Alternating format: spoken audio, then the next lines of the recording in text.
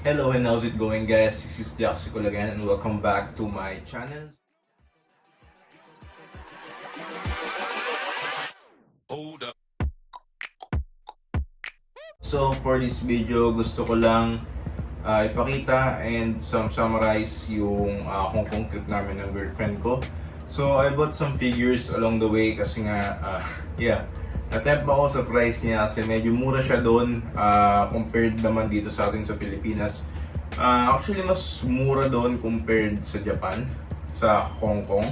So, sa Hong Kong is yung capital city of shop nila or yung parang central district of shopping nila is sa Mongkok. So, we went there to view some items or sa mga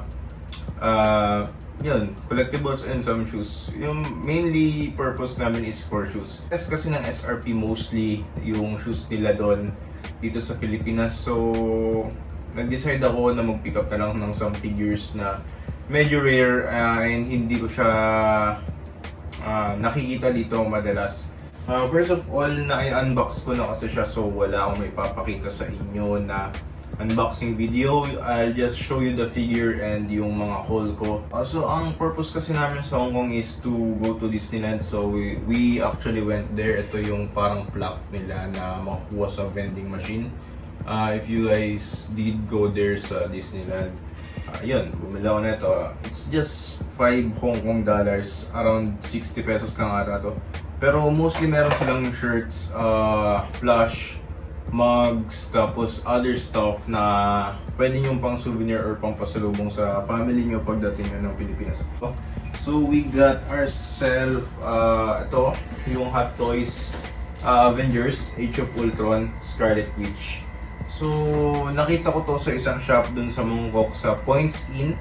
Napanood ko siya actually sa isang vlogger na nagko-collect din ng 1/6 scale. So I went there myself para makita kung ano yung mga, offer nila, kung ano yung mga collectible doon. They have lots, pero mostly konti lang yung 1/6 scale nila. Ang marami are Lego, tsaka Gundam, Gunpla. So ito yung una nating na-pick up sa Hong Kong, Mongkok. So ayan, meron siyang tag dito ng Hot Toys of course. Tapos 600 Hong Kong dollars ko pala siya nabili. It's used, so hindi na ako magre-reklamo sa price ng 600 kasi nasa 3,700 lang ata siya or around that price point. So it's a steal for me kasi itong Hot Toys Scarlet Witch na to is very rare siya or mahirap siyang hanapin dito at that price. Hindi naman siya super rare na bihira mo makita, but sa price na yun, sino ba naman ako para tumanggi, di ba? Yung isa naman is wala siyang box nung nabili ko siya. It's the Hot Toys Machiko Predator. Kasi big fan ako ng Predator actually. Ayun, as you guys can see kasi kakarating pa lang namin galing Hong Kong, hindi pa masyadong nalinisan tong kwarto. Medyo maalikabok siya. Ayan, a lot of wires na nakalatag. Ito yung box ng Scarlet Witch that I got. Ito yung mga Switch games ko. Hindi ko kayo itutur pero ipapakita ko lang yung mga other collectibles or figurines ko na hindi ko pa na-unbox kasi madami sila dyan. Minsan nakalimutan ko nang meron ako noon. So yun. Ito yung sa Lashin Banko in order sa Japan. Yun, ito yung buksan ko lang yung cabinet. Ito yung college pa ako. I think this is my first Hot Toys ata or something. Pero yan yung pinakaunang steel kong nabili kasi around 4,000 ko lang yan nabili. So this is what I'm talking about. Si Machiko, mahal to sa Pilipinas. Rare siya Pero loose kasi siya, loose ko siyang nabili. Wala siyang box nung binili ko. They also have the Harley Quinn, the OG version. Pero I prefer the Predator kasi super mahal nung Harley Quinn, grabe. Kahit loose siya, tapos yun lang yung accessories ng Harley Quinn, ang price niya is around 12k pa rin ata. This one, I got this for 5,000 sa peso. Around, hindi ko sure kung 850 or 800 yung price niya sa HKD. Pero yun, ito yung first haul ko sa Hong Kong that I got. Yan, si Machiko Noguchi. yung She Predator. Hindi siya actually sa movies, sa comic book yata siya. Matagal ko na itong hinahanap to be honest. Pero dun ko lang siya nahanap. Siguro tinadhana lang na mahanap ko siya dun yun. Complete accessories siya. Yung iba niyang accessories nandun sa cabinet ko. Ito lang yung dinisplay ko kasi yun. Yan lang yung kanyang hawakan Tapos yung shield niya na alien head. Ayan. Tapos yung scimitar niya syempre sa likod. Ayan. Kompleto yan. Tapos yung laser blaster niya na nasa ang tawag dito, shoulder part. Yun. Then, ito, yan. Wala siyang issue nung nabili ko. But, it's worth for the price naman kahit loose siya. Ang kulang niya lang is yung base, I think. Kasi meron din yung mask niya pero wala siyang base. Wala nang base nung binili ko and this is the other one, yung Age of Ultron na Scarlet Witch. Ayan. Ang issue naman nito, kaya 3,700 lang siya. Nag-flake na yung jacket niya. But, yeah, it's all good naman. Kasi, ito yung pinaka-original na Scarlet Witch sa Age of Ultron, yung first na lumabas siya. Yan, complete yan with accessories, with box. Actually, yan yung box niya sa baba. Then, ayun lang, yung leather jacket niya lang. Pero for the price of 3,700, sino ba namang hindi gustong bumili nun, di ba? So, yun, souvenir na rin na galing siya sa Hong Kong. Kaya, ayun, binili ko na. I take the chances na bili na siya. Yun, ito yung dalawang galing sa Hong Kong na nabili ko as part of my haul sa Mongkok Points Inn. Yun. Mabait yung seller. It's worth naman sa condition nilang dalawa. Ayan, Okay, so yan. Punta na tayo sa unboxing ng face case part ng Nendoroid.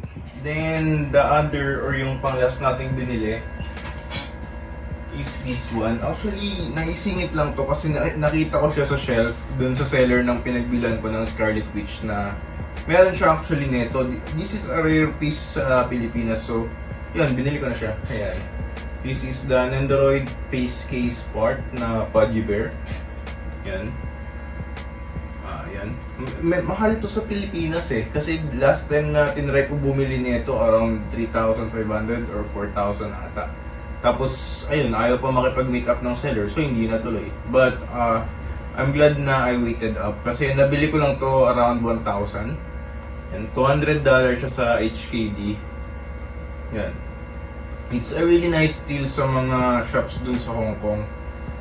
But unfortunately kasi kailangan ko ring i-minimize or optimize yung luggage ko dahil 20 kilograms lang and 2 luggages lang ang dala namin sa plane so hindi ko ma-maximize. Kaya yun, nagkuhan lang ako ng mga talagang gusto kong bilhin.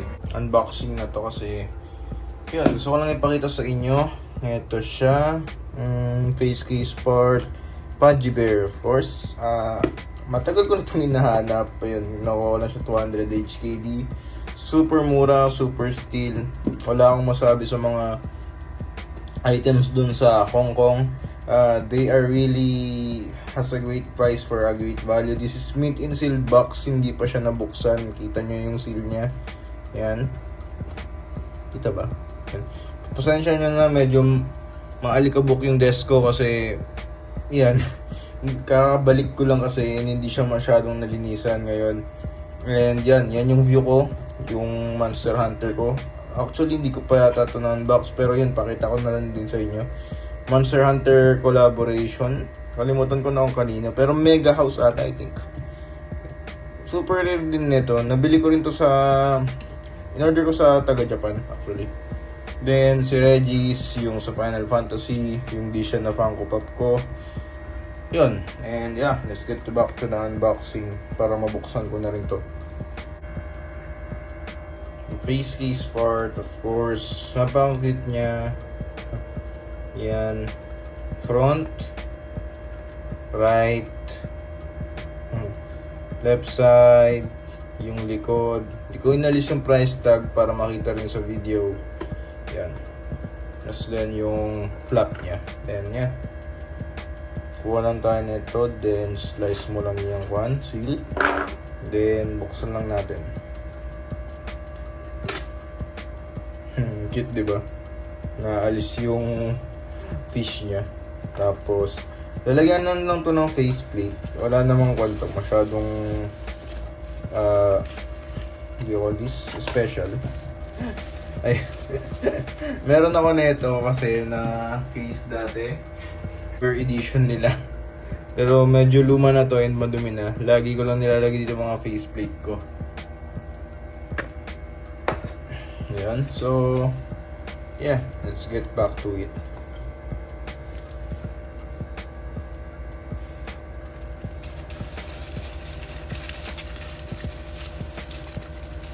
Tingnan natin yung face. So, ito pala yung itsura ng face case part, no? Wala kasing box na or nakalimutan ko na kung paano ko in-unbox yung face plate ko dati. Face plate, yan. Tapos, sabi nga dun sa instruction, meron yung fish niya. Ayan. Then, alisin lang natin siya sa plastic. Balik natin. Then, seal it off. So, balik natin itong mga plastic na to kasi remembrance.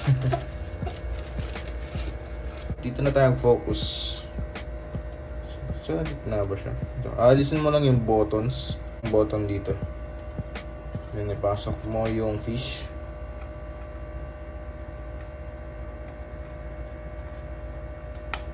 Ganyan na. May fish ka na nakalagay. Ayan. Yan yung itsura niya. Then, sa likod. Napaka-bulky niya and heavy naman siya. Lagyan natin ng faceplate. Ay, nakalimutan ko na eh. Pero basta sa new game siya na character. Meron itong undecided. Ayan. Try natin siyang lagyan ng faceplate. Ikukan mo lang, yung watch point mo lang siya dyan. Okay. Pwede mo rin ilagay dito. Para mas better yung fit niya. Yan. And close mo na. Yan, ayan na siya. Ang cute eh. Yan siya. Then, ayan. Try pa natin ibang faceplate. Meron tayo dito yung kay Ray. Yung which I recently just got last month ata. If you guys didn't hindi nyo pa napapanood, pwede nyo i-check out sa my previous video. So wala kayong magiging problema kasi lahat yan optimized for original Nendoroid plates. Magtaka na lang kayo pag hindi kasha, mostly fake, baka faking nabili yung Nendoroid. Yun siya. Nakangiti. So ayun lang. Yung fish niya, yung paws niya, naka-embossed. Ang cute. Yan. So, this is the face case part Nendoroid Pudgy Bear. Yan. Siya. Thank you again for watching. And if hindi ka pa nakasubscribe, pwede kayo mag-subscribe if gusto nyo lang. So, yan. If you have any questions, just comment down below kung ano yung mga pwedeng pagbilan sa Hong Kong, sa Mongkok, or sa Japan. I experience it myself naman. Pwede kayo mag-ask out. Yun. So again, this is Jaxgirl and I'll see you again on my next video. Thank you guys for watching. See you again next time.